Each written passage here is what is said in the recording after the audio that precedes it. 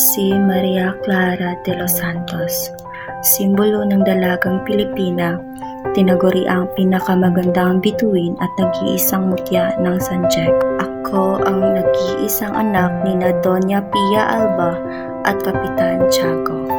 Kilala ang aming pamilya sa pagiging mayaman at makapangyarihan. Ngunit sa likod noon may nakatagong lihim tungkol sa tunay kong pagkatao. Crisostomo Ibarra ay aking kababata, kalaunan ay aking naging kasintahan. Tanging siya lamang ang gusto kong pakasalan at makasama habang buhay.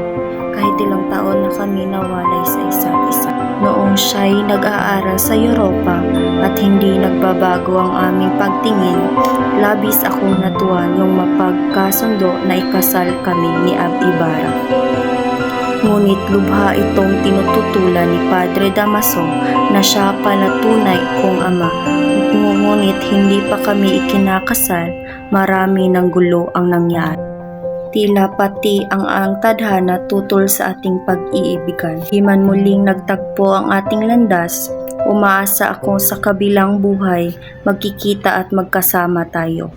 Muli ako si Maria Clara, kasintahan ni Crisostomo Ibarra hanggang dulo.